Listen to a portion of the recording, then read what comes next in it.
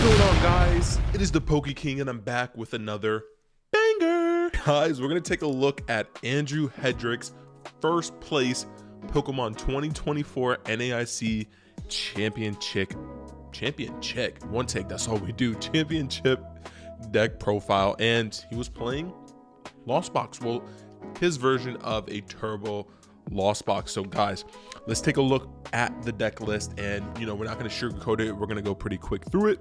Let's first take a look at the Pokemon. Okay, so Andrew played for Comfey. You got to play for Comfey if you're playing a Lost Box deck. So the 4 Comfey, super important. Being able to flower select and get the Pokemon to the active with Comfey is super important. Of course, we saw multiple times things like Klefki and Fluttermane stopping that, but honestly, Comfey is so important for what you're trying to do with this deck that of course you have to play for.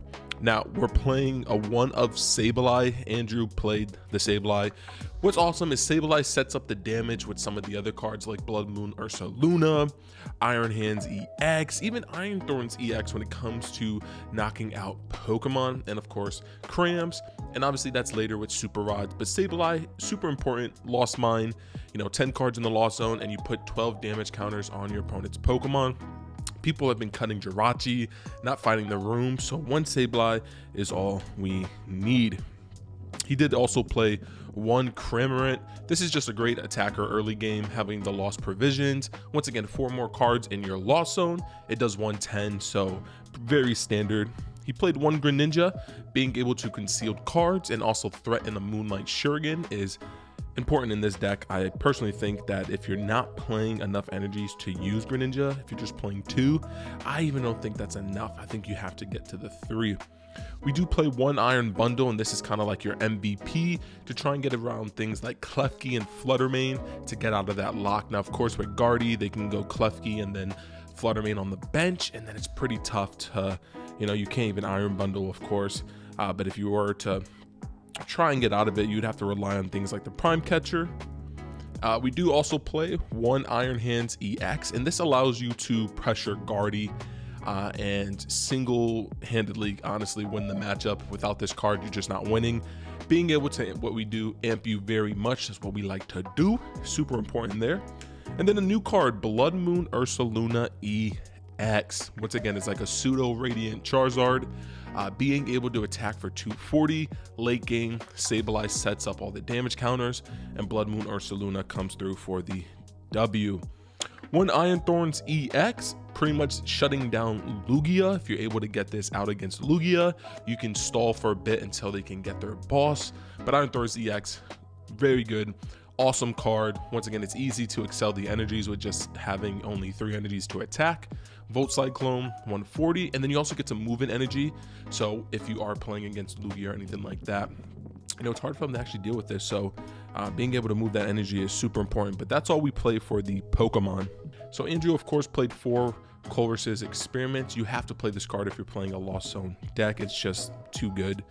One Boss's Order, being able to boss out what you want. Of course, if you set up like an Iron Hands EX, and then of course top deck late game boss, still it's undefeated in this game.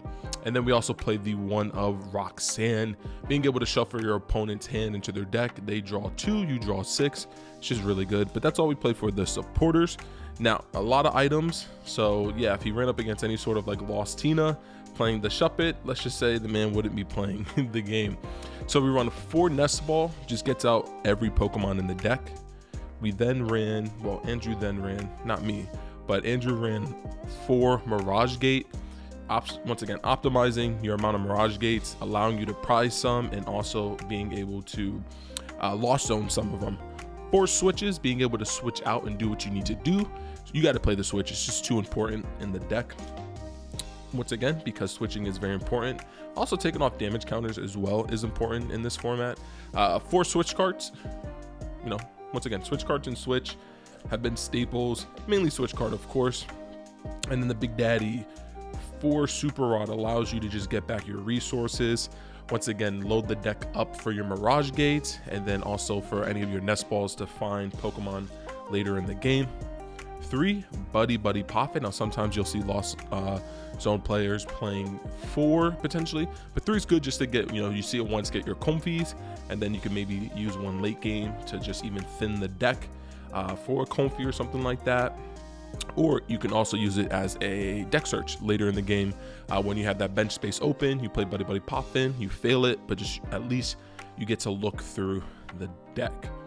We play 3 Lost Vacuum in this build. Now he wants to get to his 10 as fast as possible.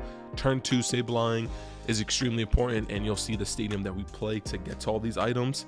One of Husui and Heavy Ball. Every Pokemon is a basic, so Heavy Ball gets it if it's prized.